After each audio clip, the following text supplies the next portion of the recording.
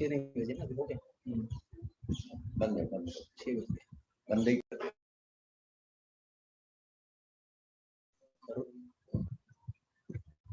सभी को सादर जय जिनेंद्र। आज हम समय सार की इस वार्ता में सब साथ में जुड़े हैं। समय सार के मूल गाथाओं को पढ़ने का हमने विचार बनाया है। इस विचार से जो बात हमने चालू की है वो बात ऐसे चालू हुई है कि कल कुंदकुंदाचार्य का पदारोहण दिवस हमने मनाया। आदरणीय दादा की अध्यक्षता में इसके संबंध में एक कार्यक्रम थी, शाम को हुआ, और उससे पूर्व हमने यहाँ पर एक सत्र आयोजित किया था, परिचर्चा सत्र था, जिस चर्चा में हमने पहली गाथा के संबंध में चर्चा की थी। जो दूसरी गाथा है उसके संबंध में हम चर्चा को थोड़ी और गति प्रदान करने वाले हैं। उससे पूर्व मैं पंडित जी साहब से सिर्फ 2 मिनट के लिए एक निवेदन कर रहा हूं कि आप इस परिचर्चा में हमने समय सार को इसके संबंध में जरा थोड़ी सी कुछ बात बताएं।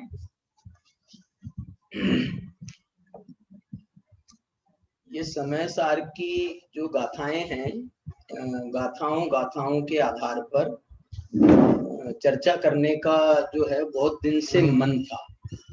और अभी हम जब सोनगढ़ में यहाँ आए हैं तो हमारे परम मित्र कहो, हमारे सहपाठी कहो, क्लासमेट जयपुर में हमारे, जब हम शास्त्री कर रहे थे, उपाध्याय शास्त्री, तो ये हमारी फर्स्ट बैच के ही हमारे साथी हैं, संजय संतोष जी, कटनी वाले कहलाते हैं। और इन्होंने का वैसे ही सहज योगायोग से इन्होंने इस बात को छेड़ा कि यार अपन ऐसा क्यों नहीं बैठे। तो हम लोग 2-4 लोग ही बैठने वाले थे, हम लोग जो यहाँ पर हैं अभी आपके सामने। लेकिन फिर हमने संजय से बात की, अपने सर्वोदय अहिंसा संजय जी बड़ा मलारा से, तो उन्होंने इसके लिए हमको ये 6 बजे का टाइम हमारा तो हमने फिक्स कर लिया था, क्योंकि इसके पहले भी हम नहीं कर सकते थे, बाद में भी नहीं कर सकते थे, क्योंकि यहाँ पर गुरुदेव श्री का प्रवचन 7:30 बजे चालू होता है, तो हमको वो टाइम पर तो करना ही नहीं था। लेकिन इनके पास में भी यही टाइम खाली मिल गया, और ये हमारी चर्चा जो है इसमें हमने इसको फिर एक रूपक की जूम चैनल पर हम बैठेंगे, और हमारे सब साथी, कल जैसे अभय जी जुड़े थे, मनीष जी जुड़े थे, और भी हमारे साथी लोग जुड़े थे, तो हम लोग जो हैं पे अच्छी चर्चा हुई थी कल, बहुत सुंदर। तो इसके लिए एक बार हमको अभय जी की बेटी है ना प्रज्ञा, उसने भी हमसे ये कहा था कि मेरे मौसा जी बोलती है, मौसा जी आप जो है ना एक गाथा का शॉर्ट में आप जो है गाथा का अर्थ बताओ, ताकि हम गाथा पढ़ें तो हमको उसका अर्थ समझ में आ जाए। तो ये जो है इसके ही दिशा में एक ये प्रयास है। तो हम क्या गाथाओं से बनकर ही रहने वाले हैं या हम बाकी आगे भी कलशों की बात करेंगे? नहीं, हम लोग गाथाओं से ही बंद करके रहेंगे ना, हम इसमें टीका पढ़ेंगे। अमृतचंद्राचार्य की, जयसेनाचार्य की टीका नहीं पढ़ेंगे, गाथाएं तो हम पढ़ेंगे, उसका पद्यानुवाद भी पढ़ेंगे, उसका शब्दार्थ भी हम समझेंगे। और जो हमारे सारे विद्वान हैं प्राकृत के, हम लोगों ने सुदीप जी को भी कांटेक्ट किया है, श्रेयांश जी को भी कांटेक्ट किया है, सबको जो, और बल्कि हमारे जो फर्स्ट बैच के जितने साथी थे उनको भी हमने कांटेक्ट किया। हमारे पद्माकर जी हैं मुंजोले कोल्हापुर में, उनको भी हमने कांटेक्ट किया है। तो हमारे जो हैं इसका इस दिशा में ये प्रयास है और ये करेंगे। लेकिन यदि कदाचित कोई प्रश्न आपकी तरफ से अथवा हम लोगों की तरफ से ही कोई टीका के संबंध में कोई प्रश्न यदि आ जाता है तो उस पर भी चर्चा करेंगे। ऐसा कोई सर्वथा निषेध नहीं है कि हम उस पर चर्चा नहीं करेंगे। कोई गाथा की बात हमको विशेष रूप से समझने को मिलती है तो उसको तो स्वागत है उसका, उसमें कोई बात नहीं है। चलिए, तो अब हम पहली गाथा को एक बार समझ लीजिए रिवाइज कर लेते हैं, और रिवाइज करते हुए अपन उसका रूप ऐसे बनाएंगे कि पहले गाथा पढ़ते हैं, बाद में पंडित पर एक एक शब्द का अर्थ बताएंगे, और फिर उसके शब्दों के आधार पर अपन उसका पूरा अर्थ समझने की कोशिश करेंगे। धन्यवाद विनीत जी।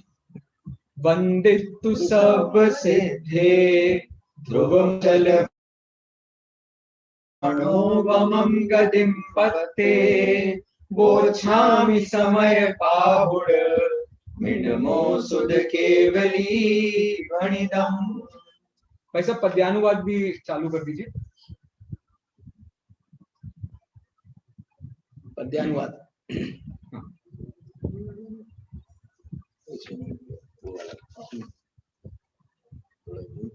ध्रुव अनुपम अरु अचल गति को प्राप्त को नमन करूं, श्रुत केवल भगवान द्वारा का सार कहूं। आदरणीय अभय जी द्वारा रचित ये पद्यानुवाद है जिसका हमने अभी पाठ किया है। मैं पंडित जी साहब से निवेदन करूंगा कि जो गाथा के एक एक शब्द हैं उसका जरा हमें अर्थ बता दें और उसका जो मूलभूत भाव आचार्य कुंद बताना चाहते थे उसमें से उस पर जरा प्रकाश डालें। देखिए, इसमें जो है कल अपन ने इसकी चर्चा करी है, अब आज अपना दूसरा दिन ही है, इसलिए अपन ने थोड़ा सा इसको फिर से उन कल का रिवीजन एक प्रकार रहे हैं। इसमें वंदितु ये जो शब्द है इसका अर्थ है वंदना करके, संस्कृत में वंदित्वा बन रहा है। सव्व सिद्धि माने ये सव्व सिद्धि में आप जो है ना, देखो अपन ने सव्व शब्द का प्रयोग साहुणम के साथ तो पढ़ा है, सव्व साहुणम, नमो लोये सव्व साहुणम, लेकिन यहाँ आचार्य कुंद ने सिद्धों के साथ में ये सव्व सिद्धे का प्रयोग किया है, नमो लोये सव्व सिद्धाणम।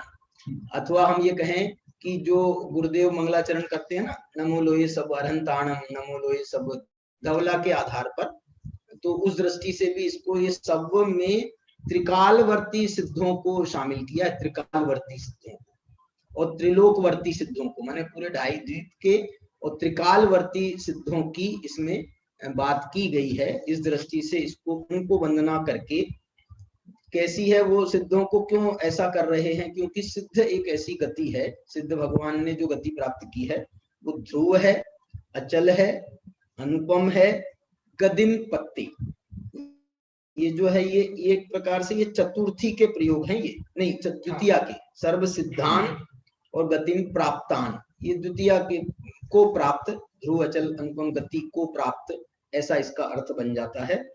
और इसका एक पाठांत देखा था, अचल की जगह पर अमल, अमल पाठ भी इसका जयसेनाचार्य की टीका में और प्रभाचंद्राचार्य की टीका में प्राप्त हुआ है। वो छामी, इसका अर्थ जो कल जो है मनीष जी ने और विस्तार से खोला था कि वो छामी के दोनों अर्थ बन सकते हैं, कहूंगा भी और कहता हूं ऐसा भी, लेकिन यहाँ पर जो वक्ष्यामी ये किया है इसका अर्थ है कहूंगा, लेकिन ये कहूंगा ये भी वैसे क्या उत्तम पुरुष में ही जाता है, माने कहूंगा माने मैं कहूंगा, और कहता हूं माने मैं कहता हूं, ये वर्तमान कालवाचक है, कहूंगा जो है वो भविष्य कालवाचक है, लेकिन है वो उत्तम पुरुष में। वंदितु मुच्छामी समय पाहुड़म, समय पाहुड़, आचार्य कुंद के जो ग्रंथ हैं, ये ग्रंथ जो हैं ये पाहुड़ ग्रंथ कहलाते हैं, पाहुड़ विशेष रूप से पाहुड़, और भी आचार्यों के जैसे कषाय पाहुड़ है वो भी पाहुड़ है, और भी आचार्यों के पाहुड़ हैं, लेकिन मुख्य रूप से ये जो है कुंद भगवान ने 84 पाहुड़ ग्रंथों की रचना की, ये पाहुड़ विशेष इनका शब्द है। जैसे मैं एक और उदाहरण दूं, आप देवसेन आचार्य हुए हैं जिनने कुंद का स्मरण दर्शन सार में बड़े सम्मान के साथ में किया है। उनके जो ग्रंथ हैं उन ग्रंथों में सार शब्द का प्रयोग है, दर्शन सार, और भी सार, आराधना सार, दर्शन सार, आराधना सार नहीं, वो तो उनका है तारण स्वामी का। तो जो है ना ऐसे जो है सार वाले ग्रंथ उनके हैं, तो ऐसे उनने अपने ग्रंथों के आगे सार शब्द का, अब यहाँ पर तो जो है कुंद भगवान का ने बनाया समय पाहुड़ कहा, और बाद में जो है अमृतचंद्राचार्य ने अपनी टीका में नाम है साराय कह करके उसका सारीकरण कर दिया, मैंने सार नाम जोड़ दिया उसके साथ में। पाहुड़ शब्द कल इसकी चर्चा नहीं हुई थी, पाहुड़ शब्द जो है एक बहुत ही महत्वपूर्ण शब्द है, और बड़ा क्या बोलना चाहिए, इस शब्द में बड़े गहरे भाव हैं। कैसे भाव हैं? पाहुड़ कह करके वो ये कहना चाहते हैं कि ये आचार्य कुंद की हमें भेंट है। कुंद भगवान ने 84 भेंट हमको दी है, तो एक समय नाम की जो भेंट उन्हें दी है वो ये समय प्राप्त है। है ना। ऐसे लो आप कि आचार्य कुंद जब विदेश क्षेत्र गए थे, वहां से हमारे लिए जो है ये समय की भेंट, पवयन की भेंट, नियम, चारित्र पाहुड़, बोध पाहुड़, भाव पाहुड़, मोक्ष पाहुड़, लिंग पाहुड़, ये सब हमको, ये सब भेंट उनकी आई है, मिली है। तो इस अपेक्षा से हमने इसको भेंट के रूप में स्वीकार किया है। उन्होंने भी हमको भेंट, पाहुड़ शब्द के और भी बनते हैं, हमारे और विद्वान साथी हैं, तो वो आपको इसके और भी अर्थ बता सकते हैं पाहुड़ की। द्वादशांग में इनमो शब्द की चर्चा करी थी, इदम ओ, यह, अहो, यह कह करके उन्होंने ये भी कहा कि मैंने उस अत्यंत निकटवर्ती है, ये जो समय है ना, मेरा आत्मा, शुद्धात्मा मेरा सबसे निकट चीज है ही। तो इस अर्थ में भी उन्होंने उसको याद किया। अहो ऐसा कहकर के आचार्य कुंद भगवान ने ये बताया है कि हमें ये शुद्ध केवलियों से भेंट मिली है और हम ये जो है आगे प्रोसीड कर रहे हैं। तो अब आपको हमने भी ये भेंट स्वरूप दिया है, इसका एक अर्थ बनता है। और शुद्ध केवली भणिदम जो है, शुद्ध केवलियों के द्वारा ये कथित है। एक बात और भी कोई आई थी ना चर्चा में, कौन सी बात आपने कही थी? नहीं, हाँ, वो अवतार में भी शुद्ध केवली के द्वारा कथित है, जो है उनका संबंध केवलियों के साथ में, और केवली जो शुद्ध केवलियों का संबंध हमको वो भेंट उसको परंपरा से प्राप्त हुआ है। इस अपेक्षा से ये समय पाहुड़ का मंगलाचरण हुआ है। इसमें दो बातें आई हैं, एक तो है मंगलाचरण के लिए पहली पंक्ति है, और जो है वो प्रतिज्ञा सूत्र है, वो छामी समय पाहुड़म। इसको एक कल संयम जी ने एक प्रश्न पूछा था, कल हमको क्या प्रश्न पूछा था वो रह गई बात। इन्होंने पूछा था ये क्या पहली गाथा से ही कोई समय सार का नाटकीय संस्करण चालू हो जाता है क्या? क्योंकि जब नाटक, यदि हम इसको समय सार को नाटक के रूप में प्रस्तुत कर रहे हैं तो पहली गाथा में भी वो नाटक की बात आनी चाहिए ना। तो पहली गाथा में जो नाटक की बात आ रही है, इस अर्थ, इस रूप में आ रही है। मैं ये कहना चाहता हूँ कि ये जो सूत्रधार, नाटक में क्या होता है, नाटक करके धार मंच पर आता है और वो जो है वो नाटक प्रारंभ करवाता है। तो यहाँ पर भी आचार्य कुंद भगवान ने उस सूत्रधार को यहाँ पर, और वो उन्होंने सबसे पहले मंगलाचरण की विधि नाटकों में हम करते हैं ना कोई अपने इष्ट देव को स्मरण करते हैं, इष्ट देव का हमने स्मरण किया, और उसके बाद में सूत्रधार ने घोषणा करी कि आज हम समय पाहुड़ नाम के नाटक के सामने बताएंगे, दिखाएंगे। तो ऐसा जो है ये एक उसका नाटकीय संस्करण उसका माना जा सकता है। तो क्या नाटकों में भी ऐसे नमस्कार होता है प्रारंभ में, जैसे उन्होंने सिद्धों को नमस्कार किया है? नहीं, मैं बोलता हूँ कोई भी रंगमंच पर आप, जैसे सिनेमा भी अपन देखते हैं ना आजकल, कि सबसे पहली जो स्लाइड होती है ना, होगा वो कोई ना कोई इष्ट देव की होगी। वो सब अपने अपने इष्ट देव को करेंगे, लेकिन यहाँ पर आचार्य कुंद के इष्ट देव जो हैं वो सिद्ध परमात्मा हैं। क्यों है उसकी चर्चा अपन ने करी थी, क्योंकि वो हमारी शुद्धात्मा के प्रतिच्छंद के स्थानीय है। वो छामी के अर्थ में भी मैं ऐसे कहा कि जी अभी से लेकर आगे तक कहूंगा, ऐसा उसका प्रतिज्ञा है जाएगी। दोनों बातें उसमें भी आई जानी है। इस प्रकार हमने ये पहली जो समझ लीजिए अपनी गाथा है उसका भाव समझने की कोशिश की है, और आपने बीच में थोड़ा सा पंडित जी साहब का वो रूप भी देख लिया होगा जिसके लिए हम बहुत समय से लालायित रहते हैं। तो वो उसी के उद्देश्य से तो गोष्ठी का कुछ मजा है, मजा क्या। तो समझ लीजिए अब इस गाथा के बाद हम दूसरी गाथा पर चल रहे हैं, जिसकी बात हमारी कल जरा अधूरी रह गई थी। कुछ कहना चाहता हो तो पूछ लो इसमें।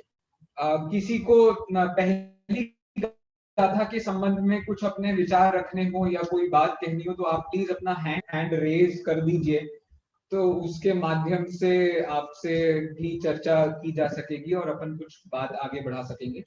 पहली गाथा के संबंध में यदि किसी को कुछ कहना हो तो। 3 ये रमेश जी कौन है? रमेश जी नहीं, उनका वो बंद है, उनकी वीडियो बंद है।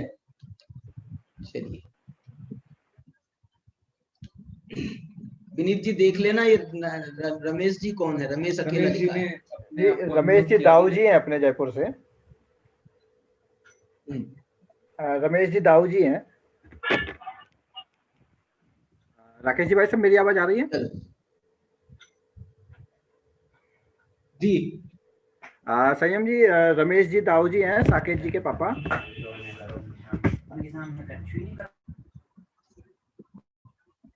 हमारी जा रही है। हाँ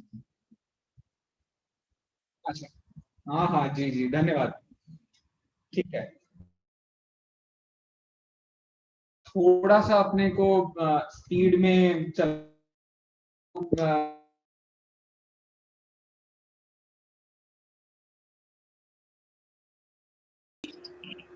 थैंक यू भाई साहब। जी भाई साहब नहीं, ये बात हमको मान के चलना है कि जब कोई भी डिस्कनेक्ट हो जाए तो जो उपलब्ध रहे वो सब उसको संभाल ले में। बिल्कुल गैप नहीं लगी। आपने बहुत सुंदर काम किया सुनील जी। हाँ जी, हाँ जी भाई साहब। ठीक है भाई साहब। दूसरी गाथा जन्म सिद्ध अधिकार है भाई साहब। सही बात है। हाँ जी ठीक है। गाथा क्रमांक 2 पर हमारी बात चल रही है और इस गाथा पर मैं पंडित जी साहब से निवेदन करूंगा कि वे इसके एक एक शब्दों का जरा प्राकृत से अर्थ करके हमें इसका भाव बताएं। देखिए, ये जो गाथा है अभी अपन ने पाठ कर लिया है इसका। इस गाथा में सबसे पहला शब्द है जीवो। मतलब जैसे यहाँ जो समय पाहुड़ को कहना चाह रहे हैं ना, वो छामी समय पाहुड़, तो समय क्या है? तो आचार्य कुनकुन भगवानी कह दे रहे हैं वो समय माने जीव। तो ये जीवो कह करके इन्होंने एक उसका एक बड़ा मांगलिक ये भी शब्द है इस अर्थ में, क्योंकि वहां धवला में है ना, सठखंडागम की टीका धवला, उसमें जीवो मंगलम, जीव को मंगल शब्द कह करके एक सूत्र लिखा है उन्होंने, जीवो मंगलम, जीव मंगल है। और वहां पर भी उन्होंने त्रिकाली ध्रुव भगवान आत्मा को जीव कह करके उसको मंगल कहा है जी, क्योंकि वहां ये प्रश्न पूछा है कि जीव को आपने मंगल कहा तो सिद्ध भगवान को कहा कि अनंत भगवान? नहीं, हमने तो सब जीवों को कहा है। तो उन्होंने ये पूछा कि सब जीव में तो मिथ्या दृष्टि भी आ जाएंगे, तो उन्होंने ये कहा कि कोई बात नहीं, मिथ्या दृष्टियों को भी आप नमस्कार करोगे क्या? बोले मिथ्या दृष्टि का मिथ्यात्व हम उसको मंगल स्वरूप नहीं कह रहे हैं मिथ्या दृष्टि के, लेकिन मिथ्या दृष्टि भी जीव तो है ना, परम पारणामिक भाव उसके पास में है क्या नहीं? जीवत्व पारणामिक उसके पास में है क्या नहीं? इसलिए वो जो जीवत्व पारणामिक है और परम भाव भी जो है वो उसके पास में होने से उसको भी हम मंगल स्वरूप में स्वीकार करते हैं। माने एक प्रकार से नमः समय साराय का मंगलाचरण, माने समय सार का मंगलाचरण और सठखंडागम का मंगलाचरण इस अर्थ में समान हो गया। ये बड़ा उसका एक आध्यात्मिक बिंदु है। धवला का जो मंगलाचरण है वो तो पूरा का पूरा सिद्धों को ही नमस्कार करते हुए 9 विशेषण दिए। देखिए, मैं दूसरा ये कहता हूं आपको कि ये जो जीवो शब्द है गुरुदेव श्री, इस जीवो शब्द से आत्मा की जो 47 शक्तियों में पहली शक्ति है, देखिए वहां भी पहली शक्ति है जीवत्व शक्ति।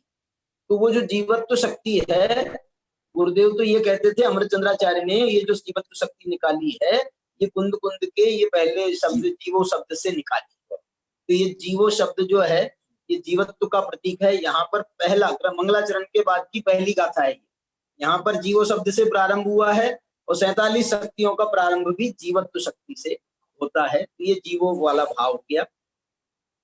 अब कहते हैं ये जो जीवो है चरित्र दंशन नानक ठिदो।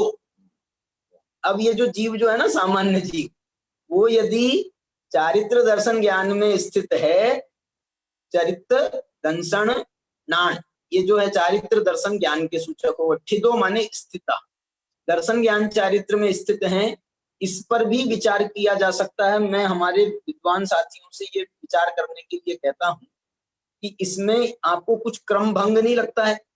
चारित्र पहले आ गया, फिर दर्शन आ गया, फिर नाण आ रहा है, तो ये जो है छंदानुरोध से ही है अथवा कोई कारण से है, तो इस पर विचार कर सकते हैं। मैं विचार कर लेंगे हम, और यदि इस पर कोई विशेष टिप्पणी किसी के पास में हो तो जरूर देवे। ऐसा भी कह सकते हैं कि जीवो जो है वो प्रथम मंगल जीव है।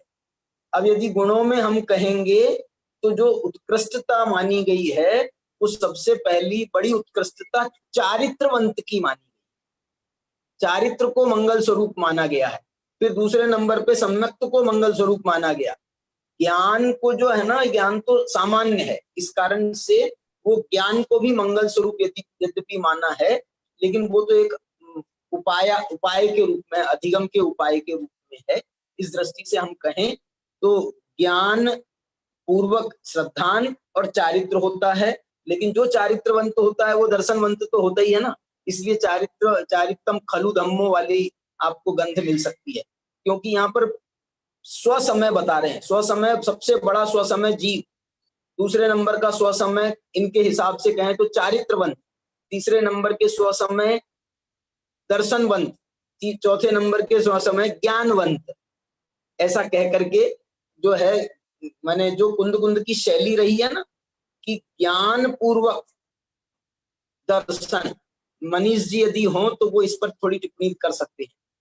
तम ही ससमयम जाने, इसको आप स्वसमय जान, द्रव्य दृष्टि का जीव और पर्याय दृष्टि के चारित्र दर्शन ज्ञान। और अब बोलते हैं जो मिथ्या दृष्टि है वो कैसे हैं, तो वो ये कह रहे हैं कि मिथ्या दृष्टि जो है वो तो पुद्गल कर्म के प्रदेशों में स्थित हैं, माने ये भी जीव के ही विशेष हैं। जीव के दो भेद करके, स्वसमय और परसमय। आप ऐसा कह सकते हो जीव मात्र कहा, इसमें उन्होंने समय की व्याख्या कर दी। समय माने क्या, तो जीव हो गई व्याख्या। अब भेद पर नंबर आ गया, तो भेद क्या है, तो बोले भेद स्वसमय और परसमय है। तो स्वसमय कौन है, तो चारित्र ज्ञान स्थित, ये पर्याय दृष्टि से स्वसमय हो गए। और पर्याय दृष्टि से ही परसमय कौन है, तो पुद्गल कर्म प्रदेशठितम, जो पुद्गल कर्म के प्रदेशों में स्थित हैं। इससे मालूम एक संकेत और दिया जा रहा है आचार्य कुंद कुंद के द्वारा कि ये आचार्य कुंद कुंद का ग्रंथ अध्यात्म ग्रंथ है, और वो जो है इसके द्वारा जीव की कथा करना चाहते हैं, आत्म कथा करना चाहते हैं, बंध कथा नहीं। इसलिए ये जो पुद्गल कर्म के प्रदेशों में स्थित होना, इसको पर समय में डाला है, और इसमें तो वो उस अपेक्षा से बात है, लेकिन ये बंध की कथा है। वो बंध की कथा जो है वो आचार्य कुंद कुंद यहाँ पर एक संकेत दे रहे हैं कि वो पुद्गल कर्म के प्रदेशों में स्थित होना तो पर समय है, और पुद्गल कर्म के प्रदेश जो हैं वो बंध कथा के प्रतीक हैं, क्योंकि प्रदेश बंध में प्रदेश आता है, पुद्गल कर्म प्रदेश, तो प्रदेश होते हैं, उनका प्रकृति भी होती है, उनमें स्थिति होती है, उनमें अनुभाग होता है। तो ये आदि आप ले लो, पुद्गल कर्म प्रदेशों में स्थित माने पुद्गल कर्म के प्रदेश आदि में स्थित। आदि में आप प्रकृति बंध को, प्रदेश बंध को, अनुभाग बंध को शामिल कर सकते हैं, और उसमें जो स्थित है वो पर समय। इसकी और जो विशेष चर्चा थी वो अपन ने कल करी थी, अनेक प्रकार के स्वसमय पर समय के भेद से, जीव का स्वसमय पर समय, सिद्धों की दृष्टि से स्वसमय पर समय, अरहंतों की दृष्टि से स्वसमय पर समय, यथाख्यात चारित्रवंतों की दृष्टि से स्वसमय पर समय, अप्रमत्त की अपेक्षा स्वसमय, श्रेणी की अपेक्षा अप्रमत्त की अपेक्षा, फिर प्रमत्त मुनियों की अपेक्षा, फिर संयमा संयम, फिर असंयम, माने सभी अपेक्षाओं से ये स्वसमय पर समय की अलग अलग व्याख्या हो सकती है, लेकिन मुख्य व्याख्या जो है ये मिथ्या दृष्टि और सम्यक दृष्टि, बस ये मुख्य व्याख्या स्वसमय पर समय में आती है। अच्छा, धन्यवाद भाई साहब। ये जो गाथा है इसमें जरा एक छोटा सा प्रश्न ही है मेरा कि जीवो कहा है तो जीवह से बात हो रही है, मतलब पुल्लिंग एक वचन की बात हो रही है, और उसके बाद में ठितः ठिदः मतलब स्थितः, इसमें भी एक वचन की बात हो रही है। फिर ये समयम में वो एक समय क्यों नहीं है, और यदि समयम में आप द्वितीया का एक वचन कहो तो फिर पर समयम में भी वही प्रॉब्लम है, और वही बात आप थिदम में भी बनेगी। उसमें भी बात तो जवाब ये हो सकता है कि पुल्लिंग का ऊपर सारा प्रयोग है और नीचे सारा प्रयोग नपुंसक लिंग का है, तो पर समयम भी नपुंसक लिंग के द्विवचन में असल में जो देखो ये जो शब्द होते हैं ना, शब्द भी वो अपने आप में कोई शब्द प्योर नपुंसक लिंग का होता है, कोई शब्द नपुंसक उभयलिंगी भी होते हैं, दोनों लिंगों में प्रयोग होता है। कोई शब्द स्त्रीलिंगी होता है, कोई पुल्लिंगी होता है, ऐसे भी शब्द होते हैं, कुछ उभयलिंगी भी होते हैं। तो यहाँ पर समझ लो हम ये कह सकते हैं कि ये जो समय शब्द है ना, ये नपुंसक लिंगी शब्द है, मुझे ऐसा लगता है। आप और देख लो, समय शब्द, समय सारो नहीं कह रहा हूं, समय शब्द। इसलिए समय शब्द के जब भेद करेंगे तो वो स्व समय और पर समय के रूप में। अब हमारे साथ में और हम विद्वान साथियों को जोड़ना चाहते हैं, जैसे हमारे व्याकरण से जो हैं प्रमोद जी हैं हमारे व्याकरण वाले, और भी अपने शास्त्रीय विद्वान जो हैं अभी वर्तमान के, वो भी इसमें हमारे साथ में जुड़े ना, तो हम इसमें बात कर सकते हैं। तो इसमें ये अब ये तुम बताओ संयम, इसमें ये कौन सा लिंगी शब्द है समय? या पता करके हम कल आपको बताएंगे। समयम ही प्रयोग जनरली है सब जगह, तो ये नपुंसक लिंगी शब्द ही है। उस दृष्टि से इसका प्रयोग सर्वत्र वैसा ही है।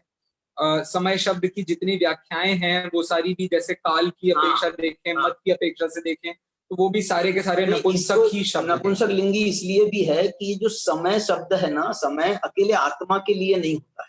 यहाँ तो अध्यात्म का ग्रंथ है, यहाँ तो आत्मा के लिए कहा है समय सार में, लेकिन एक समय सार इसी टीका में आपको एक शब्द मिलेगा। ये जो समय है, ये जो परिणमन करता है, जो गमन करता है, जो परिणमन करता है, समी भावेन अयते जो भी है, तो उस कारण से ये सभी द्रव्यों में घटित होने से इस शब्द को नपुंसक लिंगी माना। ये जो समय है ना, ये सभी द्रव्य है समय, उसमें सार है हमारा आत्मा, और हमारी आत्मा में भी फिर सार है समय, सार जो है वो, और द्रव्य कर्म नो कर्म भाव कर्म से रहित जो है वो समय का सार है। तो ये इस दृष्टि से कहें। और इसका एक कल व्याख्या जो मनीष जी ने बताई थी कि इसको जो है ना, स्व समय जो है ये पुल्लिंग का प्रतीक है, पौरुष का प्रतीक है, इसलिए इसमें पुल्लिंग, जीवों को भी पुल्लिंग कहा, और स्व समय में स्थित होना, जो दर्शन ज्ञान चारित्र में स्थित होना है, इसको स्व समय कहा। और पुद्गल कर्म के प्रदेशों में स्थित होना है, ये हमारी नपुंसकता है कि हम अपने पौरुष को भूल करके दूसरे द्रव्य की तरफ, पुद्गल कर्म के प्रदेशों की तरफ हम देखते हैं, उसमें स्थित होने को जाते हैं।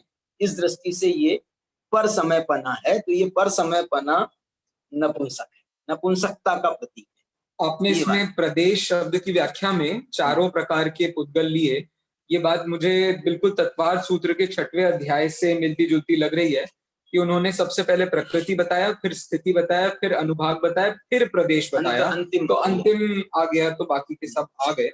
उस हिसाब से ये सब नहीं। और आप इसकी जैसेनाचार्य की टीका देखोगे ना, देखो मैं ये कहना चाहता हूं आपको कि उन्होंने तीसरी गाथा में कहा कि इसका नाम बंध कथा है। मैंने ये पुद्गल कर्म के प्रदेशों की चर्चा करें, पुद्गल कर्म के 4 भेदों की चर्चा करें, टीका में उनने जब बंध कथा का विस्तार किया तो बंध कथा में 4 नाम दिए हैं, प्रकृति प्रदेश स्थिति अनुभाग। अपन भी एक जैसेनाचार्य की भी टीका खोल के रखेंगे कल से, तो जो है वो जैसेनाचार्य ने वो कहा है। मेरे पास तो प्रभाचंद्र की टीका भी है, उसमें वो भी हम आपको दिखाएंगे। तो ये जो है ना, ये प्रदेशों में, तो ये प्रदेशों की चर्चा में ये कहना चाहता हूं, इन्होंने पहली गाथा में अमल शब्द के द्वारा कही। अमल माने नो कर्म द्रव्य कर्म भाव कर्म रूपी मलों से रहित, कर्म मल निर्मल करण। तो ये जो कर्म है ये मल का प्रतीक है, इसलिए अमल आत्मा को अमल कह करके उन्होंने बंध कथा का निषेध किया। दूसरी गाथा में ये कम पदेशम कह करके फिर से बंध कथा का निषेध किया, मैंने उसको पर समय कहा। तीसरी गाथा में तो कह दिया इसकी बात करो तो विसंवाद होता है, एकत्व में जो है बाधा पहुंचती है, इसलिए बंध कथा एयत्ते तेन विसम। आप इसकी कथा ही मत करो, बंध की कथा करना ये एकत्व में विसंवाद करने वाली है, इसका फिर निषेध किया। चौथी गाथा में काम भोग बंध कहा, तो वहां भी बंध कथा का अर्थ ये 4 प्रकार के बंध किया है वहां भी।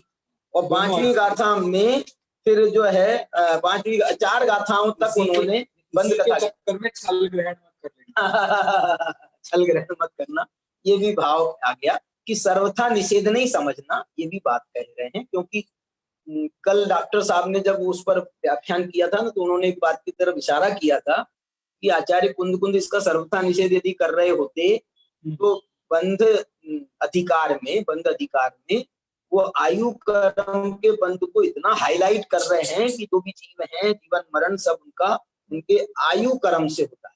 तो कौन सी गाथा है ना, सब आयु से जीवित रहें यह बात जिनवर ने कही। तो वहां तो आयु बंध को इतना हाईलाइट किया है। और टीकाकार ने भी ये कहा कि सर्वम सदैव नेतम भवति स्वकीयान कर्मो दयान, इसलिए उसका सर्वथा निषेध तो हो ही नहीं सकता है।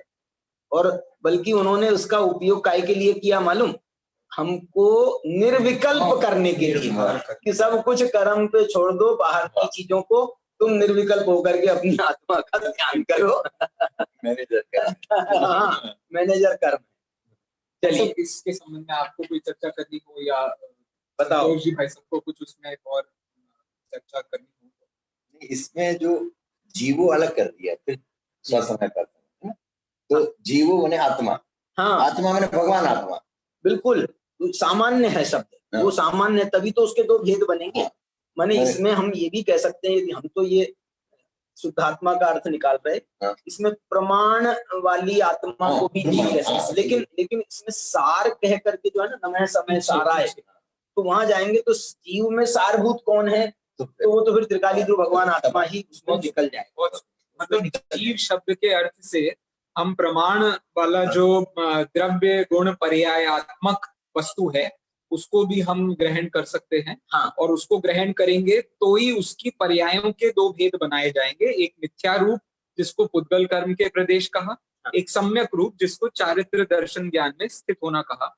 और जीवो शब्द का हम दूसरा अर्थ करने जाएं तो शुद्धातम है मेरा धाम मात्र जानना मेरा काम से, पीछे जो समय सार शब्द की बात कही गई है, तो समय जो है उसका सार क्या है, तो जीव ही उसका सार है। तो अब जो भी पर्यायों में परिणमन हो रहा होगा उसके अंदर रहने वाला जो जीव है, जो शुद्ध द्रव्य दृष्टि का विषय वाला जीव है, वो उसको भी जीव शब्द से अभिहित किया जा सकता है। मैं तो ये कहता हूं कि ये जो पहली लाइन में जो स्व समय है ना, इसका सबसे बड़ा अर्थ जो मैंने आपको बताया था, वो त्रिकालीध्रुव भगवान आत्मा ही स्व समय। क्यों अर्थ आया है वो? क्योंकि दर्शन ज्ञान चारित्र अपने गुणों में कौन बैठा हुआ है, कौन व्याप्त है, कौन स्थित है। तो त्रिकाल से कौन स्थित है अपने द्रव्य गुण पर्याय में या अपने दर्शन ज्ञान चारित्र में? तो अनादि से तो ये दर्शन ज्ञान चारित्र में हमारा भगवान आत्मा ही स्थित है, इसलिए असली स्व समय तो वही है। और ये जो पुद्गल कर्म के प्रदेशों में स्थित होने से संसारी जीव पुद्गल कर्म के प्रदेशों में स्थित है, और सिद्ध जीव वो भी पुद्गल कर्म के प्रदेशों का अभाव करके स्थित है, इसलिए उनमें भी वो क्षयिक भाव की उपाधि आती है, कर्म के क्षय की उपाधि आती है, इसलिए वो भी उनको भी मंगल हो गया। उनको भी इस अपेक्षा से, नियम सार की अपेक्षा से उनको पर समय कहा है, पर समय नहीं, पर द्रव्य कहा, पर भाव कहा। 50वीं गाथा में ये जो है ना, चारों भावों को उन्होंने पर द्रव्य कहा, और पर द्रव्य कह करके पर भाव कहा, ऐसा लिखा है। और हे भी उसमें लिखा है। 38 गाथा और 50 गाथा नियम सार की आप देखना। चलिए, इस प्रकार हम इस गाथा का समापन कर रहे हैं। किसी को इसके संबंध में कोई और चर्चा का बिंदु यदि हमारे भाव मंच पर लाना हो तो वो हैंड रेस करके अपनी बात को कह सकते हैं, वरना अभी हम 5 सेकंड में अपने अगली गाथा की ओर जाएंगे। और देखो ये परिचर्चा है भैया, इसमें जो है ना, कोई एक को ही ज्यादा बोलने का जो है अधिकार नहीं है, इसलिए आप जो है सब जन अपन बात करें, अच्छे से बात करें। कोई एक घर की चर्चा हो रही है हमारी, भगवान आत्मा की चर्चा है ना, हमारे घर की चर्चा हो रही है, इसलिए सुनील जी तो हमारे साथ में जुड़े ही हैं। सुनील कुछ बात बताओ। रमेश जी, सुनील जी भाई साहब का वीडियो ऑफ है। रमेश जी को जरा अनम्यूट करना। हाँ हाँ जी। इसमें दूसरी गाथा में जो आपने प्रकृति प्रदेश प्रकृति से चारों कर्म पकड़े हैं जी, और जैसनाचार्य ने कहा है ऐसा कहा है, तो जैसनाचार्य ने तो ऐसा नहीं कहा है, भले पकड़ में तो आते हैं। नहीं, जैसे ना आप तीसरी गाथा में देखो, चौथी गाथा नहीं तीसरी बंद कथा, हाँ तीसरी चौथी गाथा में देख लो आप, उसमें तो है ही। उधर तो है नहीं, अब यहाँ पर भी हिसाब से ही पुद्गल कर्म, मैं कह रहा हूँ टीकाकार कभी कोई चीज को हाईलाइट करते हैं, कभी नहीं करते। तो यहाँ पुद्गल कर्म के प्रदेश, ये तो यहाँ तो कुंद हाईलाइट कर रहे हैं प्रदेश शब्द कह करके, और पुद्गल कर्म के प्रदेश कह करके। और कभी जैसनाचार्य के इस अर्थ पर हमें प्रामाणिकता बैठेगी। हाँ, ये जो बोल रहे हैं वो भी सही बोल रहे हैं, आगे कहा है बराबर है। तो इसलिए जो है वो अपन इस बात को कह सकते हैं कि अन्यत्र से इस बात की हम पुष्टि कर रहे हैं। ठीक है, मेरे को लग रहा है प्रभाचंद्र की टीका या कहीं ना कहीं है, मैं आपको देख के बताऊंगा। प्रभाचंद्र की टीका भी है मेरे पास में, उसमें देख करके हम आपको कल से हम ये सभी खोल लेंगे। चलिए, तो अब अपन तीसरी गाथा की तरफ चल रहे हैं। आदरणीय पंडित जी साहब को बहुत बहुत धन्यवाद। एयत निश्चय गदो समो सबत सुंदरो लोए, बंध कहायते तेण विसंवादिनी होगी। आदरणीय अभय कुमार जी का पद्यानुवाद भी दिखा दीजिए भाई साहब।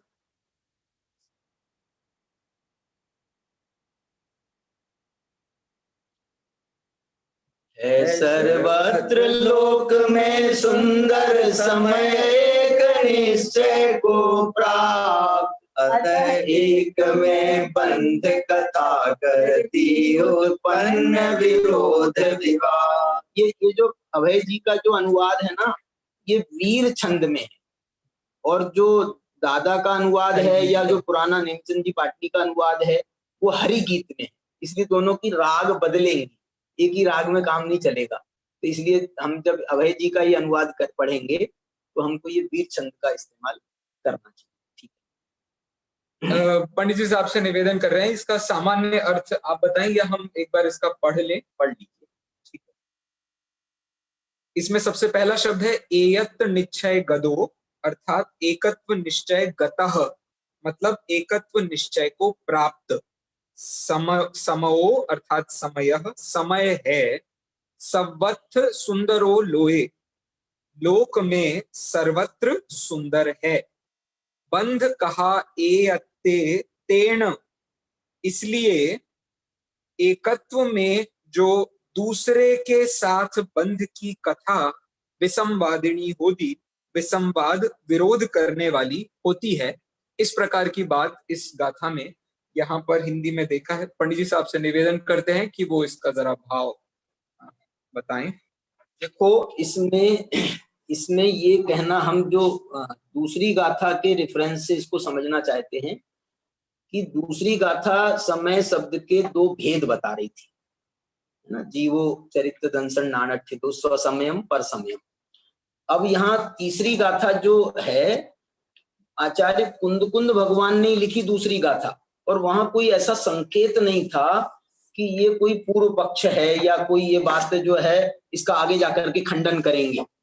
लेकिन अमृत चंद्राचार्य ने इसकी उत्थानिका लिख करके ये संकेत किया कि आचार्य कुंद दूसरी गाथा में कथित बात को बाधित करते, माने उसका खंडन करते हैं, एक प्रकार से बाध्यते, माने उस पर बाधा डालते, उसका विरोध करते हैं। क्या विरोध करते हैं? बोले यार कैसी बात करते हो तुम, समय के दो भेद होते हैं क्या? समय आत्मा के दो भेद होते हैं, एक आत्मा और एक परात्मा, एक स्वसमय और एक पर समय। जो स्वसमय है वही तो आत्मा है, पर समय तो आत्मा ही नहीं है, तो आत्मा के दो भेद क्यों कर रहे हैं? तो वो ये कह रहे हैं कि हम आत्मा को पर समय नहीं कह रहे हैं, वो तो हमने मिथ्या दृष्टि को कहा था कि वो मिथ्या दृष्टि पर को आत्मा मानता है, इसलिए उसको पर समय कहा था। लेकिन वास्तव में आत्मा के दो भेद नहीं है। कोई ये समझ ले कि आत्मा के हम दो भेद कर रहे हैं, जीव के दो भेद कर रहे हैं, समय के दो भेद कर रहे हैं, तो अर्थ एतद बाध्यते। अब इसकी बाधा डालते, इस बात में बाधा डालते हैं और अमृत चंद्र कह रहे हैं मैं नहीं डाल रहा हूं, कुंद कुंद स्वयं। इस भाषा, ये गाथा की जो टोन है तीसरी गाथा की, वो टोन आप देखोगे ना तो टोन ये कह रही है बंध कहा एयत्ते तेन विसंवादनी होती। इस एकत्व में ये बंध की कथा जो है ये विसंवाद पैदा करने वाली। और इसमें जो ये होदी शब्द है ना, होदी, होदी शब्द का अर्थ होता है भवती। भवती माने होता है, माने उससे विसंवाद पैदा होता है।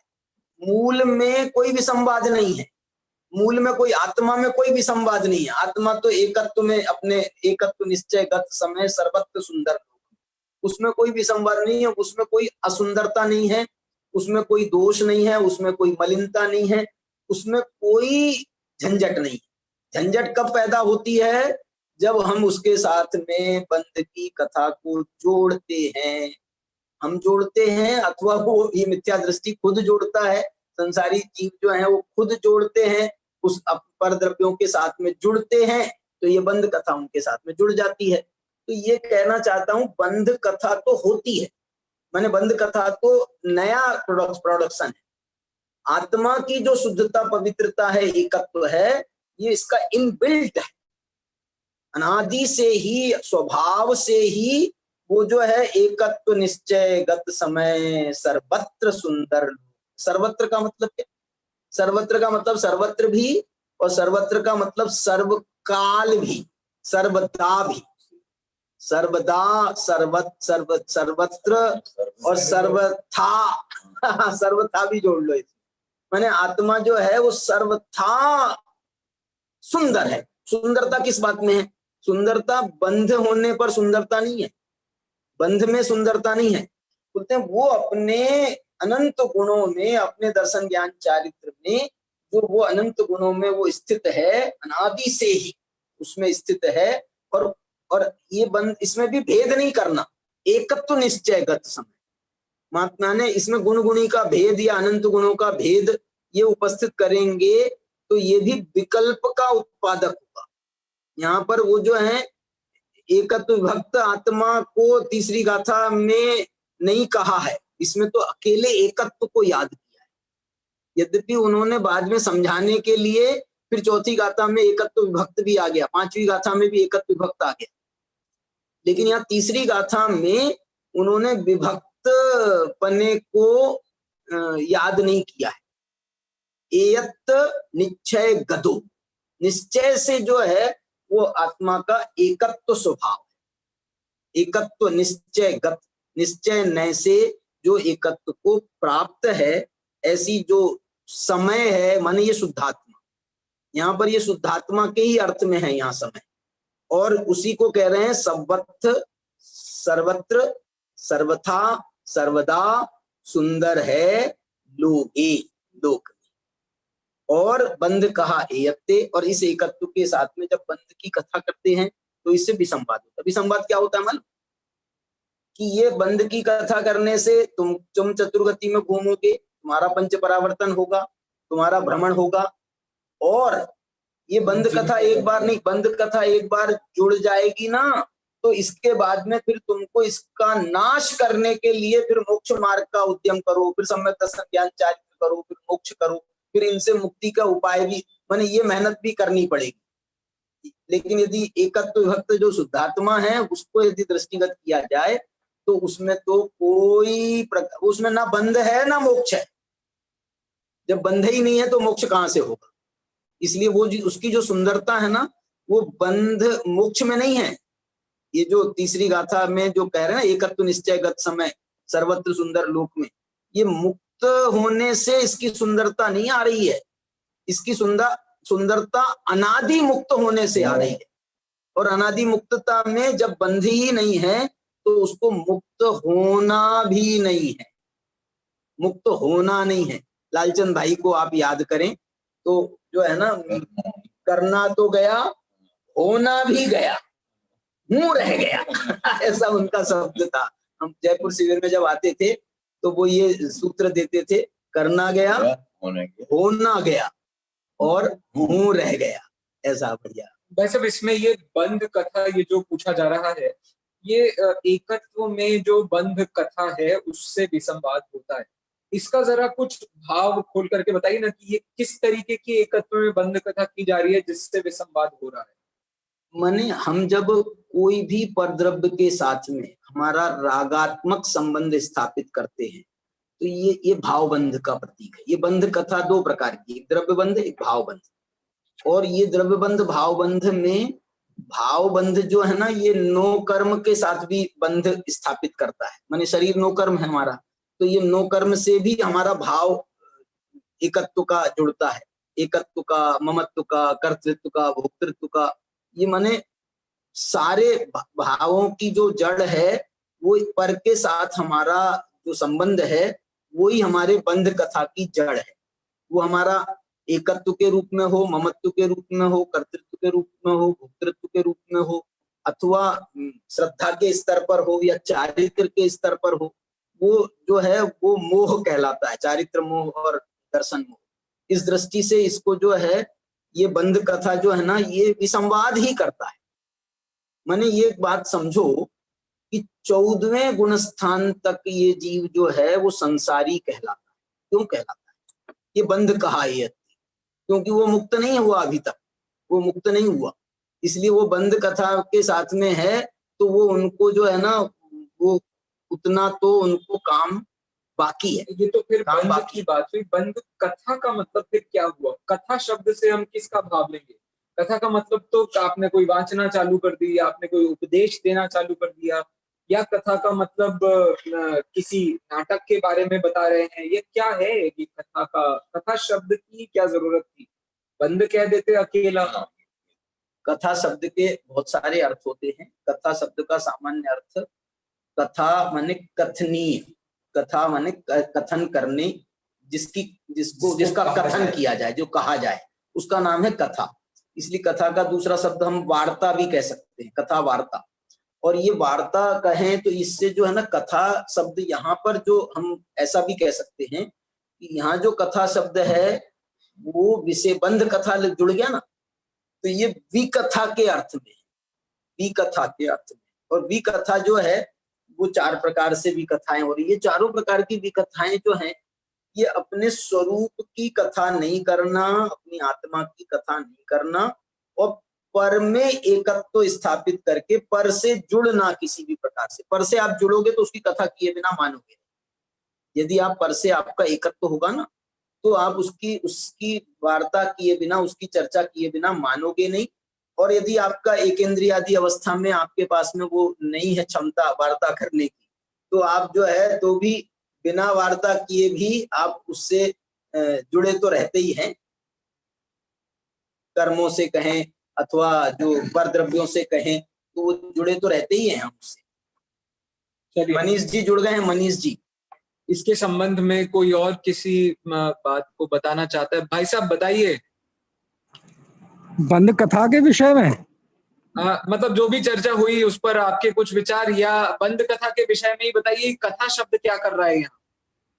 मैं अभी जुड़ा हूं, तो अभी बंध कथा पे ही बात चल रही थी जी। तो कथा एक तो होता है बंध कथन, हाँ, बंध का कथन करना, और कथन तो विवरणात्मक होता है जी। लेकिन कथा शब्द में, चूंकि कथा शब्द एक साहित्य का अंग है, हाँ, और साहित्य में मुख्यतः होती है रसानुभूति, आकर्षण, खिंचाव जी। तो बंध का कथन तो भूतबली, पुष्पदंत आदि आचार्यों ने किया कुंद देव के पहले। हाँ। लेकिन जब उस बंध के कथन में हमें रस आने लगे, यानी उसी को हम परमार्थ मानने लगते हैं, तो फिर वो बंध कथन नहीं रहता, वो बंध कथा बन जाती है। और इस तरह उसे यहाँ बंध कथा कहा है, जैसा कि जयसेन आचार्य ने भी इसका अर्थ किया है। क्योंकि समय सार में ये बड़ी आश्चर्य की बात है कि समय का कथन करने के पहले 2 गाथाओं में आचार्य ने, तीसरी और चौथी गाथा में बंध कथा शब्द का इस्तेमाल किया। तो उससे जो यही निकलता है कि यहाँ कथा लाक्षणिक प्रयोग है।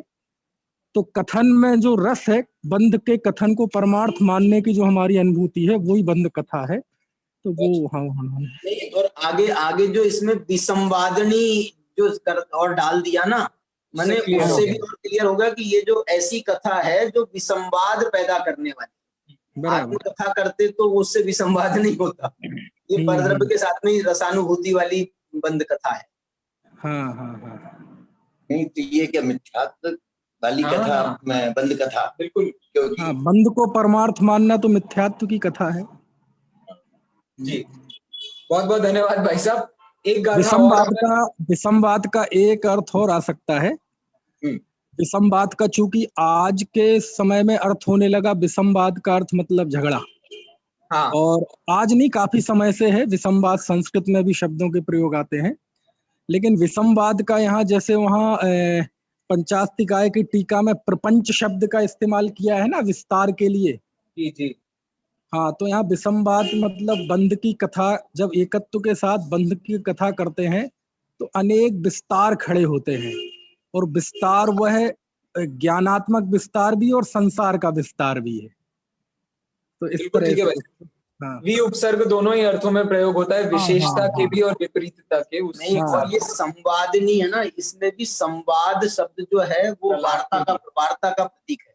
ये बंध कथा विसंवाद, बंध माने विपरीत और कहा माने संवाद, और विपरीत संवाद वो बंध कथा है। ये जो है आप वो भी सही कह रहे हो, और इन्होंने टीका में भी फिर उसको बंध कथाया एवं विसंवादापत्ति। चलिए, अब अपन थोड़ा सा समय है भाई साहब, तो अपन एक चौथी गाथा को भी, क्योंकि इसके साथ का ही विषय है, दोनों में समानता से ही विचार भाव भूमि है, इस हिसाब से मैं विनीत जी से निवेदन करूंगा कि चौथे नंबर की गाथा भी जरा हमको बता दीजिए। तुद परिचिदानुभूदा सभी काम भोग बंध कहा, एयत सुवलंबो नवरिन सुलभो बृहत्तस्। इसका पद्यानुवाद भी बता दीजिए।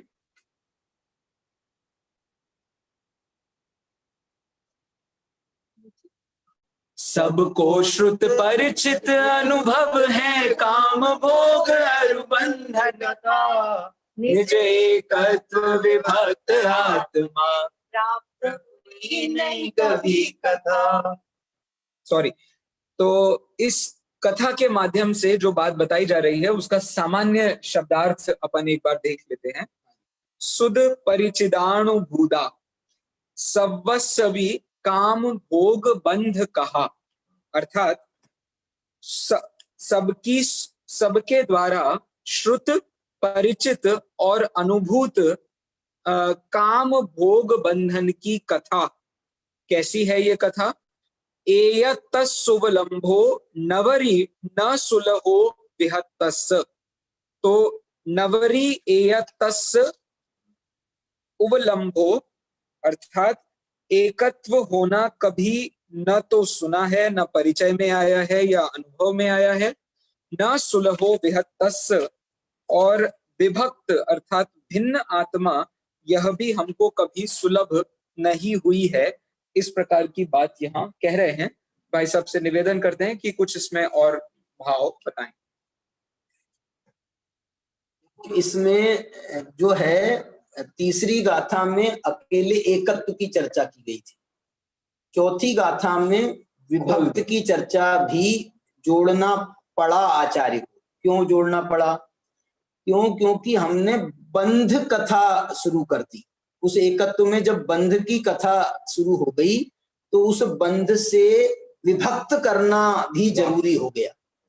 तो बंध से विभक्त करना, काम बढ़ गया काम बढ़ गया। पर अकेला एकत्व रहता था, कोई दिक्कत नहीं थी, लेकिन अब जो है जब इसमें बंध कथा जुड़ गई तो अब काम बढ़ गया। हमको पहले बंध से अलग करना है, विभक्त करना है, और फिर अपने जो हमारे अनंत गुण हैं उन सब में एकत्व स्थापित करना। अकेला, पहले तो अकेले एकत्व का काम था, लेकिन अब जो है ये बंध कथा के कारण से अब विभक्तपना भी आया। इसलिए आचार्य ने ये बात कही है कि सुत परिचिदानुभूता सवस्वी काम भोग बंध कहा। मैं एक बात और कहता हूं यहाँ पर, तो तीसरी गाथा में तो अकेली बंध कथा कही, ये बंध कथा जो है दूसरी गाथा में जो उन्होंने उद्गल कर्म के प्रदेशों में स्थित होना कहा था, उसका विस्तार यहाँ पर तीसरी गाथा में बंध कथा के नाम पर, और चौथी गाथा में काम भोग बंध कथा के नाम पर विस्तार हो रहा है। वहां तो अकेले सामान्य कथन किया पुद्गल कर्म के प्रदेशों में स्थित होना, फिर यहाँ पर विस्तार करके कहा कि पुद्गल कर्मों के प्रदेशों में स्थित होना माने ये बंध की कथा है, ये भाव बंध की कथा है, ये द्रव्य बंध की कथा है, इससे भाव आपके विकारी होंगे और उसके कारण से कर्म का बंध भी होगा। तो ये जो है विस्तार किया। अब वो कह रहे हैं कि ये जो है ना बंध की कथा में मूल कारण क्या है, तो मूल कारण है तो हमारा विकार। ये विकार हमारा 3 प्रकार का वो बता रहे हैं। काम 2 प्रकार का है वैसे, काम और भोग रूप, और ये काम भोग जो है इन दोनों से बंध निष्पन्न होता है, इसलिए जो है ये 3 भेद काम भोग बंध 3 की कथा कही। जैसे नाचार्य ने काम कथा को कहा है दो इंद्रियों के विषय को काम कथा का, स्पर्शन इंद्रिय और रसना इंद्रिय, और घ्राण चक्षु कर्ण इंद्रिय के विषय को उन्होंने भोग कथा में कहा। माने ये जो है ना ये भोग के विषय माने गए हैं, घ्राण चक्षु कर्ण के विषय, और स्पर्शन और रसना इंद्रिय के विषय जो है काम के विषय माने गए। माने इसमें तीव्रता है, पहली 2 इंद्रियों में विशेष तीव्रता है और बाकी की जो 2-3 इंद्रियां हैं इसमें कम है। और पहली 2 इंद्रियों में भी यदि हम भेद करेंगे तो पहली इंद्रिय में सबसे ज्यादा जो है गृद्धता है। हमारा जो है स्पर्शन इंद्रिय के से सबसे ज्यादा गृद्धता का परिणाम। स्पर्शन इंद्रिय माने क्या? स्पर्शन इंद्रिय माने पूरा शरीर, शरीर ही है पूरा जो स्पर्शन इंद्रिय का प्रतीक है, तो उससे जो है सबसे बड़ी गृद्धता होती है हमारी।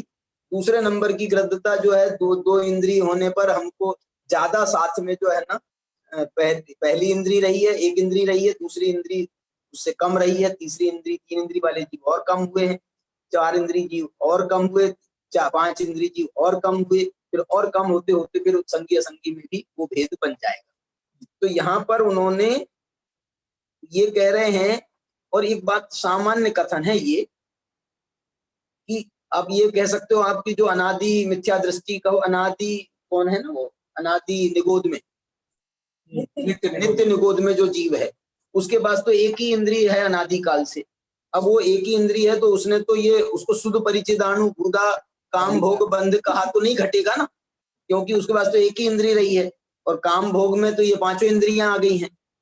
तो ये जो है ना उपलक्षण से जो है बात की जाती है, तो उस दृष्टि से जो है काम में आ गया उसमें काम में जो है उसकी एक इंद्रिय में ही 5 इंद्रियां। हम भी अभी भी तो कहते हैं ना ये शरीर एक इंद्रिय ऐसी है कि 5 इंद्रिय का इसमें समावेश है, तो इसलिए उसके पास में तो वो एक इंद्रिय है, इसलिए उसकी तो जो है बहुत तीव्रता होती है। भाव कलंक सुपौरा, वो जो है एक इंद्रिय होकर के भी वो उसकी भाव कलंक की प्रचुरता है। मालूम क्यों? क्योंकि उसके पास में एक ही इंद्रिय है, वो एक ही इंद्रिय में रात दिन लगा। हम तो कम से कम बदलते रहते हैं इंद्रियों के विषय, इसलिए एक इंद्रिय में हमारी उतनी गृद्धता नहीं बनती है। हम तो एक इंद्रिय में उतनी गृद्धता नहीं बनती है, उनकी जो है क्योंकि दूसरी इंद्रिय ही नहीं है। जितनी इंद्रियां कम होती जाएंगी ना उतनी गृद्धता जो है बढ़ती जाएगी, भाव कलंक का परिणाम बढ़ता जाएगा, और ये भाव कलंक एक इंद्रिय में सबसे ज्यादा। इसलिए जो है ना उनके अब तो उनने सुनी भी नहीं, परिचय क्या कहें, अनुभव क्या कहें, तो इस कारण से जो है इसको हम आप ऐसा भी कह सकते हो कि ये जो कथन है मुख्य रूप से पंचेंद्रीय जीवों की मुख्यता से है, जो हमारी मुख्यता से है, जो कुंद भगवान के सामने बैठे हैं ना उनको दृष्टिगत करते हुए ये समझा रहे हैं कि हे भैया, हे जीवों, काम भोग बंधन की कथा तो तुमने खूब सुनी है, परिचय की है और अनुभव की है, सब वश्य भी कह करके उन्होंने सबको भी कहा है। और एयत्तस्सुलंभ, एकत्व का जो उपलम्भ है, उपलम्भ माने प्राप्ति, उपलम्भ का अर्थ होता है उपलम्भ होना, उपलब्ध होना, प्राप्त होना, ये जो है एक अर्थवाचक है। एकत्व का की प्राप्ति जो है नवरीणा, नवरी मालूम क्या होता है? नवरी माने होता है केवल, माने सब सुलभ है और केवल आत्मा जो है वो दुर्लभ। इसलिए बोधि दुर्लभ में भी इसको दुर्लभ कहा है। ये दुर्लभ वाली बात है। और ये कहना, अब यहाँ पर इन्होंने ये कह करके कोई सुलभ नहीं है, फिर आखिरी में एक शब्द डाल दिया विभक्तस्। एकत्व की उपलब्धि भी, और एकत्व कैसा, विभक्त पूर्वक एकत्व। पांचवी गाथा में आप देखोगे ना, तो यहाँ तो अभी एकत्व और विभक्त को अलग अलग रखा है। दूसरी पंक्ति का पहला शब्द है एकत्व और आखिरी शब्द है विभक्त, लेकिन पांचवी गाथा में वो एकत्व विभक्त इतने निकट आ गए कि तम एयत्त विभक्तम, दोनों जो है एकदम निकट आने वाले हैं पांचवी गाथा में। तो ये जो है ये सुलभ नहीं है। ये यहाँ पर उसकी समझ लीजिए, ये गाथा को आप क्या कहोगे मालूम? ये तो विषय प्रतिपादन की गाथाएं थी दूसरी और तीसरी। ये जो चौथी गाथा है ये एक हमारे प्रयोजन के प्रतिपादन की है, महत्ता बताने वाली है, दुर्लभता बताने वाली है। तुम एकत्व विभक्त आत्मा की बात हे कुंद कुंद तुम क्यों करते हो ये बात? बोले तूने ये ही नहीं सुनी है आज तक, इसलिए हम जो है ये तुमको सुनाते हैं। और बाद में आप प्रतिज्ञा भी करेंगे और आगे विस्तार से पांचवी गाथा में, है ना। अब ये जो है इसकी चर्चा को और हम साथ ही हम समापन करेंगे, उसके पहले आप सभी से भी वो ले लेते हैं, थोड़ा सा बात कर लीजिए। मनीष जी हैं या और जी बोलो मनीष जी, चौथी गाथा के बारे में। आपने बता दिया, बहुत अच्छी बात है। इसमें आचार्य ने इस एकत्व विभक्त की दुर्लभता बताई है, लेकिन प्रश्न वहाँ खड़ा हो जाता है, जैसे मानो आचार्य ये कह रहे हों कि मैं जिस एकत्व विभक्त को दिखाऊंगा वह बहुत अपूर्व है, उसकी चर्चा आपने सुनी नहीं, परिचय नहीं किया, अनुभव नहीं किया, इसलिए वो बहुत दुर्लभ है। तो थोड़ा सा यहाँ विरोधाभास आ जाता है कि आचार्य देव आप तो पहली गाथा में कह के आए हैं कि मैं श्रुत केवली द्वारा कथित समय पाहुड़ कहूंगा, यानी जो आप कहेंगे वो श्रुत केवलियों द्वारा कहा हुआ है, गुरु परंपरा से आया है और गुरु परंपरा से हमें प्राप्त हुआ है। तो ये दुर्लभ तो हुआ नहीं, फिर दुर्लभ क्यों कहते हैं आचार्य? तो यहाँ विरोधाभास सा लगता है कि एक तरफ आप कह रहे हैं श्रुत केवली के द्वारा कथित है और प्राप्त हुआ है जिसे मैं आपको बताऊंगा, और यहाँ कह रहे आपने सुना नहीं, परिचय नहीं है, क्या अनुभव नहीं किया। तो यहाँ विरोधाभास नहीं है, बल्कि आचार्य ने यहाँ हमारी अरुचि की तरफ इशारा किया है कि कोई चीज होती है लेकिन काम भोग बंध की कथा, काम भोग में आ गई सारी पाप की कथा और बंध की कथा में आ गई सारी सिद्धांत आगम की कथा। तो बोले जब या तो जीव काम भोग की चर्चा में फंसा रहता है अशुभ में, कदाचित धर्म के क्षेत्र में आया तो ज्ञान वृद्धि कर ली, आगम पढ़ लिया, कर्म सिद्धांत सीख लिया, तो इस वजह से रुचि नहीं होने से वो चीज दुर्लभ हो गई। क्योंकि यदि अरुचि हो तो सामने पड़ी चीज भी दूर हो जाती है, और रुचि हो तो दूर की चीज भी नजदीक आ जाती है। तो इस गाथा में जो दिख रहा है, आचार्य ने हमारी अरुचि की तरफ इशारा किया है कि हमें उस एकत्व भक्त की कभी रुचि नहीं हुई, इसलिए वो सुलभ नहीं रही, दुर्लभ हो गई, और काम भोग बंध में रुचि रही, इसलिए वो सर्वत्र सुलभ हो गई। तो इस सुलभता और दुर्लभता को बताने वाली गाथा है। बहुत ही सुंदर, बहुत बड़ी। इस प्रकार हम आज की चर्चा को यही समाप्त करते हैं। कल 6 बजे हम सभी मिलेंगे। बोले महावीर भगवान की जय। मनीष जी कहीं बाहर हो क्या आप?